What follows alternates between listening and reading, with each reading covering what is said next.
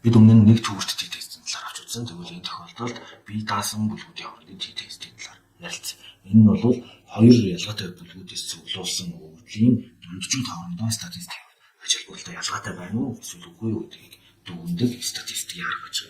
За жишээн дээр ярилцъя. Тулуул агуулсан бодисыг хэтрүүлэн хэрэглэх нь мэдрэлт янз бүрийн шинж тэмдгийн үзүүлдэг гэсэн энэ одоо мэдээллийг шалгаж байгаа туршилт дээр хэд хэдэн харахыг туршилтанд оруулсан. За тулуултай орчинд харахыг байлгаад мөн зарим харахын тулуулгүй энгийн агаарт ойлгож байгаад тэдгэрийн тархинд ямар нэгэн бодисын буюу энэ бодисын энэ хэмжээний бодисын концентрацийг хэмжсэн гэж жишээлбэл. Тэгвэл хэмжилтийн утгууд энд байж гэсэн үг. Энэ хэмжилтийн утга нь болохоор тухайн бодисын концентрац нь нанограмм, грамм тутамдах нанограммаар тодорхойлогдож байгаа гэж.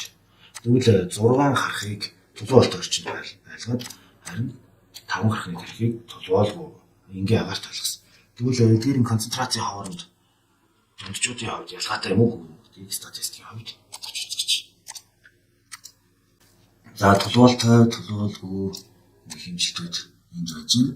За энэ бол бидний N буюу хэдэн төсөлтэй байгааг харуулж байна. Энэ болохоор бидний тулуултай орчны тархинд агуулж байгаа бодисын концентрац дундч нь энэ болохоор хяналтын бүлгийн дундч. Энэ болохоор стандарт хазайлт. Энэ болохоор стандарт алтаа гэсэн.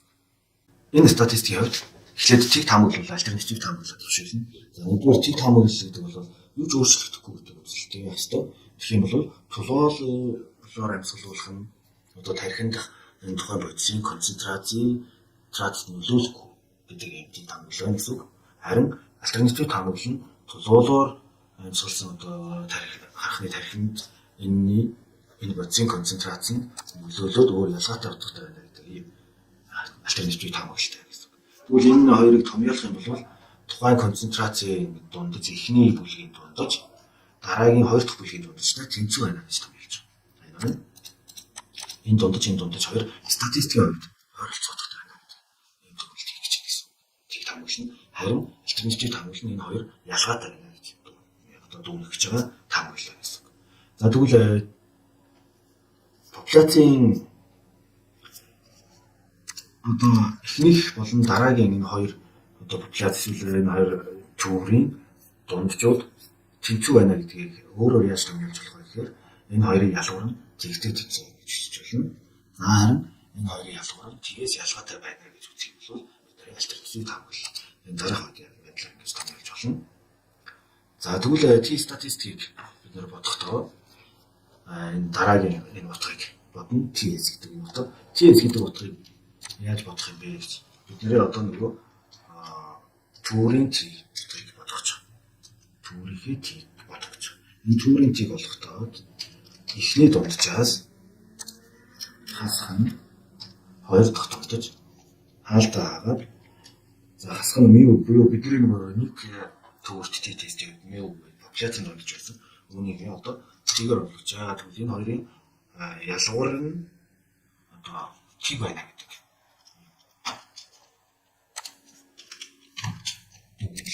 Одоо тавилсан таамаглалыг за энүүнийг стандарт алдаанд энэ стандарт алдаа нь бол SE энэ хоёр дунджийн ялгуурын стандарт алдаа гэсэн. Энэ хоёр дунджийн ялгуурын стандарт алдааг яаж боддог юм бэ гэхээр энэ доор байж байна. За энүүнийг эхлэх бодох хэрэгтэй. Хоёр дунджийн стандарт алдаа гэдэг бол SE Y2 гэж биччихье. N тэнцүү SQRT гэсэн. Ер нь бол энд томьёолоо биччихье. SQRT хаалтан дотор SE1 нэмэх нь SE1-ийн квадрат нэмэх нь SE2-ийн квадрат энэс язгаар гаргасан нь бидний хоёр дунджийн ялгуурын стандарт алдаа болдог гэсэн. Тэгвэл энэнийг одоо бодоод үзье. Тэнцүү SQRT за SE1-ийн квадрат энэнийг квадрат зэрэг төвшүүлнэ. Нэмэх нь энэнийг квадрат зэрэг төвшүүлээд нэмээд язгаар гаргана. 41.2 гэдэг юм утга гарч байгаа гэсэн. За одоо тэгвэл тийг бодох боломжтой болсон гэхээр t-ийг энэ тэнцвэр хаалт нэгээд хаалт дахиад нийцээ энээс хасах нь энэ хоёрдугаар гэж хасах нь тийг хаалтаа хаагаад хуваахан гэсэн. Ялгуураар хоёр дундчийн ялгуурын эзнээр талтай. Ингэснээрээ бидний бодолтын утга буюу төврийн t утга нь 2345 гарч 2345.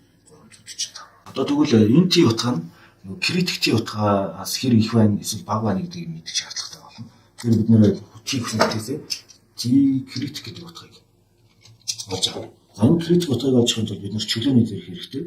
Энээс хасах нь 2 нэг нэг хасаад хооронд нь нэмжил ойролцоогоор тэнцвэдэг. Гэхдээ яг боддог арга нь одоо хөвчлэн програмууд бол энэ томьёогоор бодож байгаа. Энэ томьёог. Үгээрээ дэрф чөлөөний зэрэг болохдоо асуулт. За энэ дээр эсний чүрийн мартаны квадрат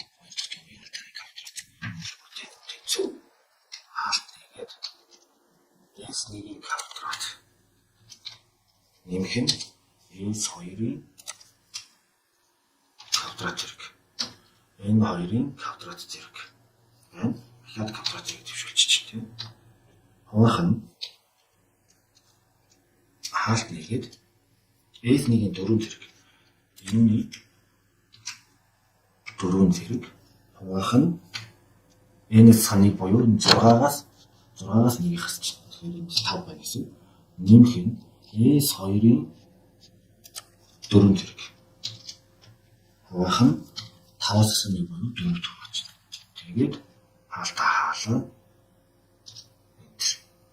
8845 гэсэн байна.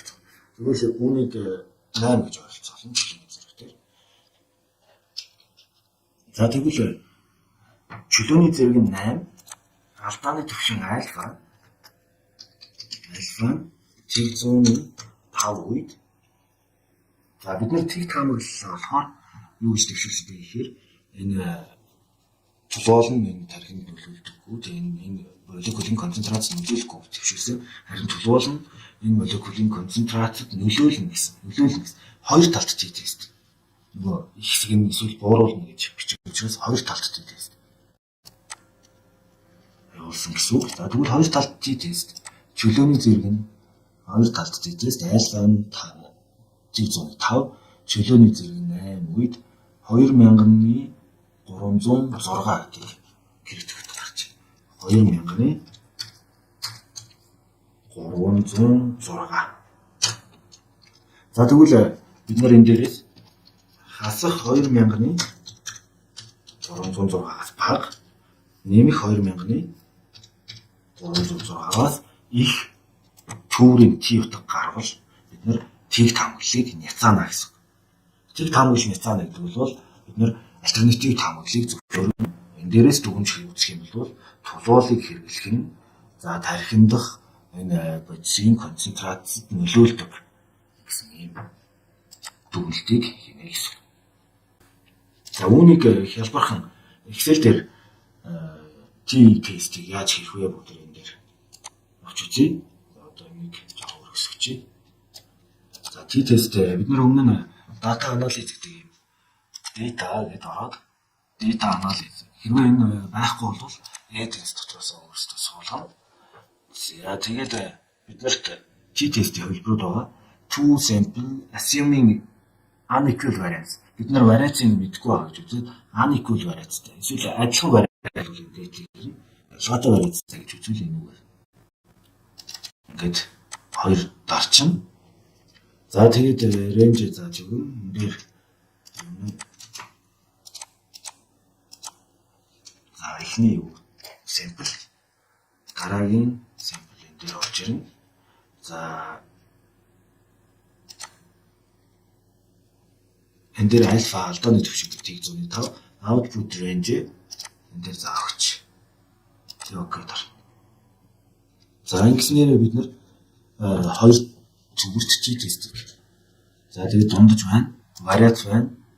За хэмжилтүүдийн тоонууд байна. Энүүд гэсэн үг 5 6 энэ дээр боцоотууд байж байгаа.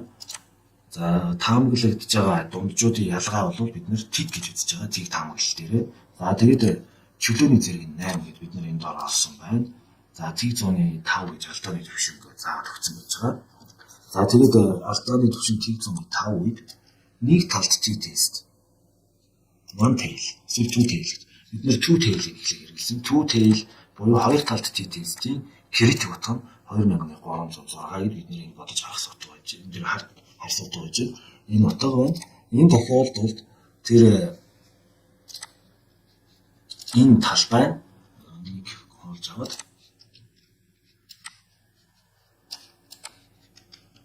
энэ цэнхэр байгаа талбай цэнхрээр будсан талбай бол тиг 1447 гарч байгаа. Тиг 1447. Энэ нь бол тиг 105-аас бага байна. Тийм учраас бид нэр тиг таамаглалыг няцааж за толгоолн тархинд байгаа энэ бодисын концентрацид нөлөөлдөг гэсэн юм дүгнэлтийг хийж байна. Хэрвээ одоо энэ тохиолдолд бүгдээрээ дараагийн өөр нэг альтернатив таамаглалыг төвшүүлж болно. Энэ альтернатив таамаглал нь бол тиг таамаглал нь бол хийвэл энэ толгоол нөлөөлөхгүй. Энэ дунджууд хоорондоо ялгуур нь тиг байна гэдэг таамаглалыг төвшүүлнэ. Харин альтернатив таамаглал нь толгоолыг хэрэглэснээрээ тархинд энэ бодисын концентрацийг нэмэгдүүлдэг гэдэг ийм таамаглал гаргаж ирж болно. Нэмэгдүүлдэг гэдэг үгс нь бол тиг критик утга нь тиг 1859 тиг 1869 утгатай. Гэсэн үг. За тэгвэл t-test-ийн чөлөөний зэрэг 8. Тэгээд нэг талд тиг 105 үед тиг 860 гэдэг энэ тоог бүгдээрээ олж авна гэсэн. Энэ тооноос их гарах юм бол t утга нь их гарах юм бол энэ толгоолыг хэрэглэснээрээ тиг таамаглалаа няцаагаад харин альтернатив таамаглал буюу толгоолыг хэрэглэх нь энэ бодисын концентрацийг тархинд дах энэ бодисын концентрацийг нэмэгдүүлдэг гэдэг юм дүгнэлтийг хийж болох гэсэн.